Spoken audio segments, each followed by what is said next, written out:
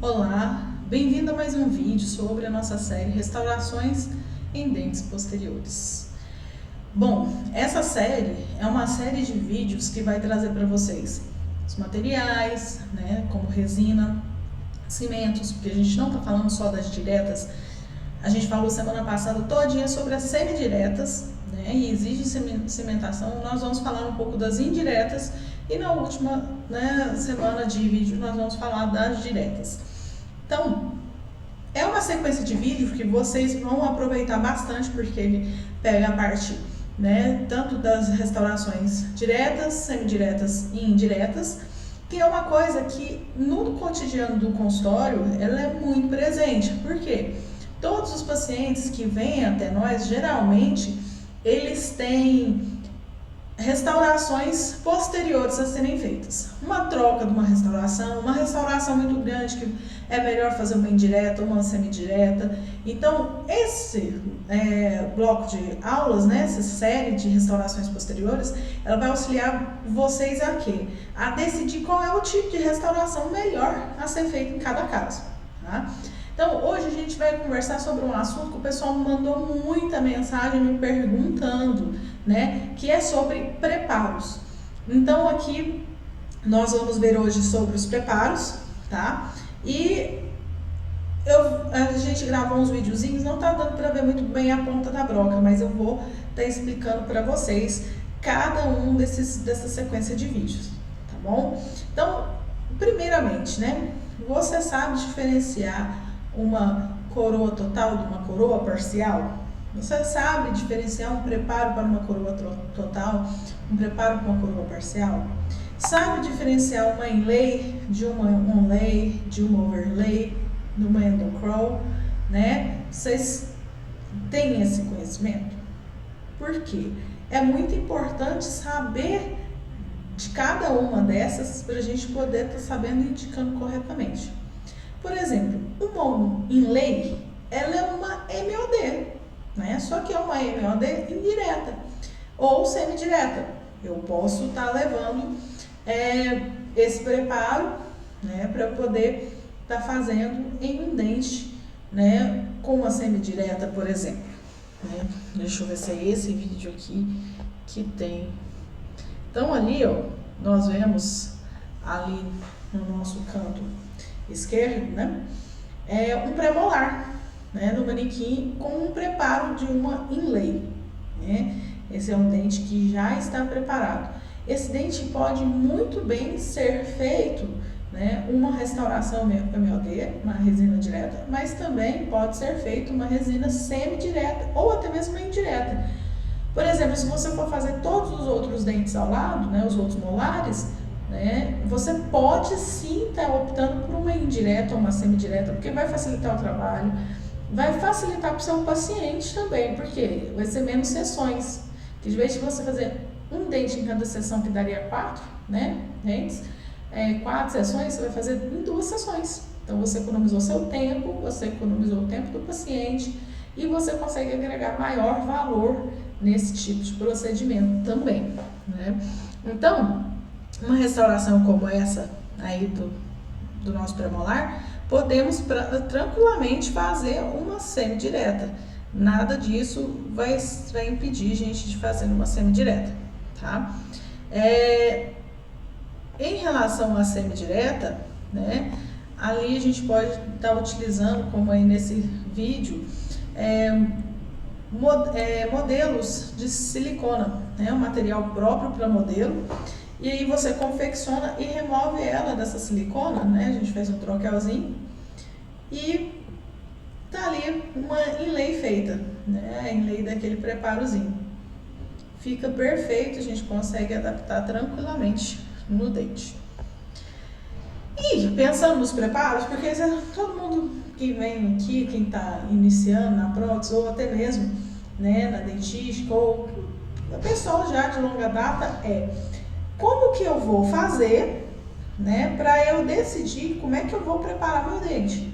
Simples, analise quanta estrutura tem no seu dente. Se eu tenho perda de paredes, eu vou necessitar analisar se essas paredes têm sustentação suficiente para que a gente tenha a firmeza. Por exemplo, aí, essa daí é uma outra MOD, e a gente está mostrando o que nesse vídeo? A proteção da matriz para rompimento, da proximal para rompimento de contato, né? Então, o que a gente tem que pensar na hora de escolher se eu vou fazer uma indireta, se eu vou fazer uma MOD? Por exemplo, esse dente, eu poderia deixar ele nessa situação, se não tivesse tecido cariado aí, né, já tivesse sido tudo removido, eu poderia fazer uma restauração direta aí.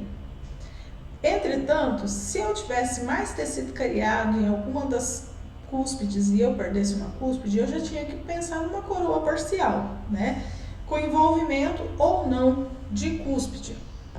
No caso desse vídeo aqui, né, o que a gente tem que pensar toda vez que a gente for fazer uma coroa parcial ou uma coroa total? Temos que romper os pontos de contato. Broca utilizada para romper ponto de contato, uma broquinha chamada 2200. Só que para a gente não prejudicar os outros dentes, o que a gente tem que fazer? Proteger com uma tira-matriz, né, esse dente. E aí a gente protegendo ele com a tira-matriz, os dentes ao lado, não tem perigo da gente estar rompendo o ponto de contato de maneira errada ou perdendo o ponto de contato do outro dente, né? É muito importante proteger os dentes ao lado para a gente não perder tecido. Pegou? Acho que não tá Ali, melhor se eu arrastar. encaixando novamente a matriz para vocês verem o encaixe perfeito dessa matriz, né? Ela tem que descer até a cervical. É como se a gente fosse realmente fazer uma caixa proximal, né? Uma restauração proximal, então a gente protege. E aí, nesse momento, a gente está rompendo o ponto de contato com a broca 22 e a gente passou ela ali para romper o ponto de contato. Feito isso de um lado, é necessário fazer o rompimento do ponto de contato para o outro. Então, o que a gente está vendo aqui? Por que a gente está vendo esse negócio de proteger o dente ao lado, romper o ponto de contato? Porque nós estamos falando de restauração de dentes posteriores.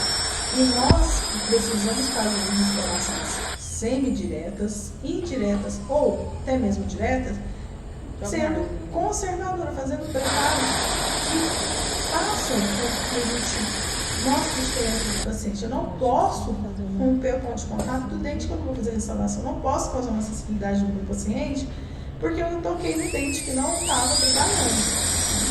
Então eu necessito sim fazer a proteção para que depois eu possa fazer a caixa proximal de maneira correta, com as broquinhas adequadas para a gente estar fazendo essa caixinha proximal e estar fazendo um preparo bem feito de uma MOD ou, no caso aí, de uma semi-direta ou indireta.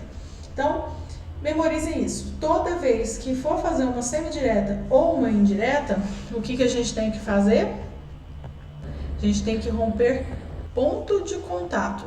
Toda vez que for fazer uma indireta ou uma semidireta, nós temos que romper esse ponto de contato. Por que a gente tem que romper o ponto de contato, como a gente rompeu nesse vídeo? Porque para o protético é mais fácil ele fazer a nossa restauração posterior, ou até mesmo a gente, se for fazer uma semidireta, quando o ponto de contato está rompido, porque ele tem mais espaço para ele trabalhar com o material. Quando a gente está fazendo em boca, uma direta, já não é tão recomendado que se faça um rompimento desse ponto de contato, porque a gente tem que preservar quanto mais material, melhor. Mas no caso das semidiretas e das indiretas, nós temos sim que tá rompendo esse ponto de contato e não preservando essa crista marginal.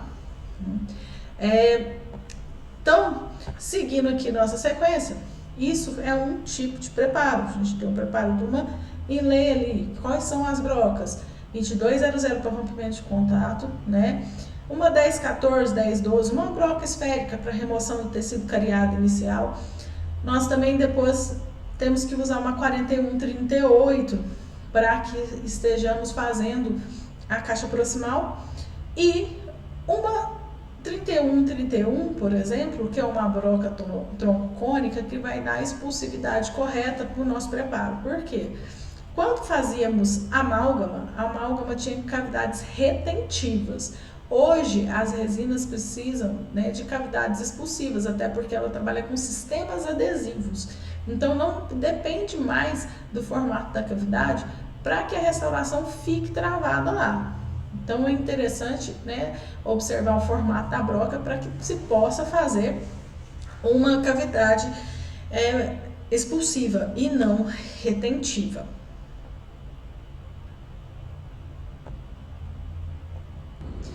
Bom, nós temos aqui na sequência do vídeo, né, essa MLD que foi criada no vídeo anterior. E aí, depois dessa MLD criada aqui nesse vídeo, nós vamos estar fazendo com ela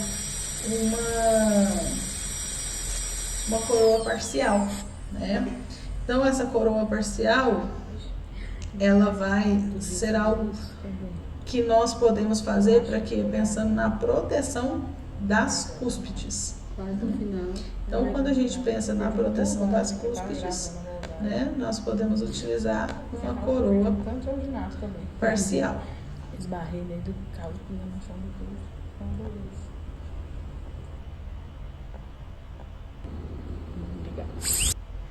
Estou procurando aqui o vídeo, galera,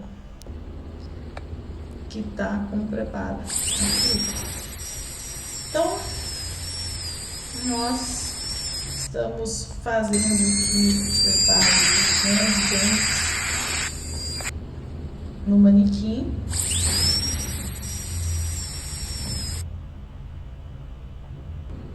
Eu queria chamar a atenção de vocês para esse dente, né, em questão aqui, para esse primeiro molar. Observem que além da caixa proximal, foi feito também um preparo na vestibular e uma redução das cúspides. Para que foi feito esse preparo na vestibular e essa redução das cúspides? Para oferecer proteção ao remanescente dentário, né? Então, quando o nosso istmo, o que é o istmo? Essa abertura oclusal que separa as cúspides, ela é maior do que a metade, né, 1/3 do tamanho das cúspides, nós temos que optar por coroas parciais. E quando a cúspide tiver menos de 2 milímetros, né, de base de sustentação, devemos optar pela sua redução e o envolvimento dela na coroa. Então, é muito importante que a gente observe, né, esse aspecto do dente. Então, observando aí, né, que foi feita uma coroa parcial nesse dente. No dente ao lado, no outro molar, vai ser feito tipo uma endocrópia. O que é isso? Quando se tem um preparo para o dente com o canal, né, que a gente precisa de uma abertura coronária, às vezes se tem uma câmara profunda. E essa câmara profunda, muitas vezes a gente pode estar usando ela como retentividade. Porque a cúspide pode estar quebrada parcialmente, uma cúspide, né? Como ali no caso a gente está simulando a fratura da cúspide disto-palatina. E aí a gente pode estar fazendo uma endocrômica. O que consiste na endocrômica? Ter uma cavidade interna no dente, onde foi tratado o canal, lógico, de forma expulsiva, preparada com uma broca troncocônica invertida, né? De preferência na 31/31. E nisso, a gente vai fazer um preparo na vestibular como se fosse para uma coroa total. Mas nesse preparo, a gente tem que observar, geralmente, a região que está mais prejudicada no dente.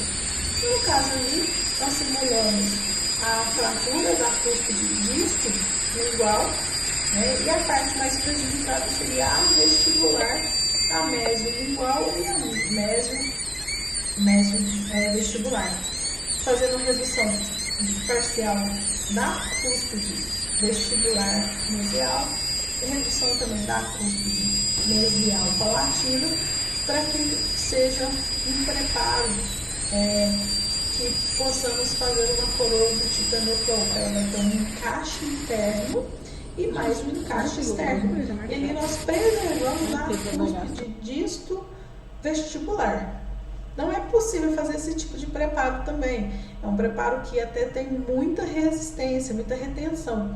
A única coisa que nós precisamos tomar cuidado nesse preparo é o quê? É pensar que tem que ter material suficiente para aguentar as forças mastigatórias. Se eu não tiver dente suficiente para aguentar as forças mastigatórias, eu vou incorrer numa fratura futura. E se eu tiver essa fratura futura, eu vou perder o meu procedimento. Restaurações em coroas muito comprometidas, elas podem ser uma boa opção, mas também pode ser um tiro no pé, vamos dizer assim. Por quê? Devido à contração de polimerização que a gente sempre está falando nela, porque é algo muito importante de se lembrar, pode estar havendo tração das cúspides, tração das paredes do dente. E essa tração dessas paredes do dente pode vir a romper a força da superfície e fraturar, trazer dores pós-operatórias. Então é muito importante que observe o tamanho dos incrementos e se aquela restauração tem condição de ser feita direta na boca. Porque as indiretas ou as semidiretas a gente evita a contração de polimerização no dente, evitando essas trações, evitando essas fraturas, essas trincas, evitando dor pós-operatória. Então a gente tem que ter essa observação e esse feeling do que a gente vai estar fazendo no nosso paciente. Aí depois do endopropa, um outro tipo de preparo que a gente tem é o preparo de coroa total. Geralmente a gente usa a técnica da silhueta para isso. A gente vai feito um estudo de alimentação, e após fazer esse estudo é feita a união desses surtos, onde faz com que o dente tome seu formato para uma coroa total. Quando que eu vou usar uma coroa total? Eu vou usar uma coroa total quando as cúspides estão fraturadas, eu vou fazer uma redução severa de todas as cúspides, eu tenho uma restauração muito grande, então aí eu vou ter a opção, e vou necessitar fazer uma coroa total. Essa coroa total, ela vai recobrir todo o dente. E lá embaixo na cervical, nós podemos deixar meio milímetro aquém da gengiva ou até 2 milímetros, depende da estética. Para quê? Para que possa ficar mais fácil do paciente higienizar. Quando a gente opta por fazer um preparo individual, muitas vezes a gente pode deixar cimento ali naquele espaço individual, trazendo para a gente problemas periodontais. Então, se torna uma coisa complicada. A gente está fazendo elas tudo individual. Principalmente com o uso de cimentos resinosos, a gente tem que tirar totalmente tudo individual. Então, ali, nós temos já preparado e, por último, uma coroa total. Então, esses são os preparos mais utilizados na odontologia, no nosso consultório. É lógico que a gente nunca vai pegar um dente que está 100% íntegro. A gente tem que pegar um dente que está feio, um dente que já está fraturado.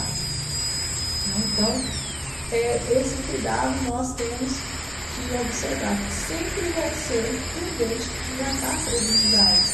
Então, quando eu for fazer, eu vou ter que analisar que tipo de estrutura eu posso estar utilizando, se eu vou fazer um desencaixe parcial, se eu vou fazer uma reforçar as cúspides com um preparo, que eles vão envolver, na coroa. Então, eu tenho que analisar tudo isso. Bom, então aqui, eu quero que vocês observem sempre esses detalhes, tá? O uso das brocas sempre eu recomendo isso da 10, 14, 41, 38, 31, 31 e 22 a 0, os limites posteriores. Então, nós, com essas drogas, fazemos todos os preparos de limites posteriores. Os preparos conservadores próprios, tanto para a porcelana quanto para resinas. E nós temos um preparo de alta qualidade se a gente manter as inclinações das peças, né, de mão. Por quê? Porque as peças de mão na inclinação correta, a broca já tem a angulação para que se possa estar fazendo um preparo de forma adequada, certo? Bom, espero que tenha ficado claro para vocês as brocas que se usam nos preparos e os tipos de preparos que a gente tem, né? E aí eu aguardo vocês para uma próxima aula.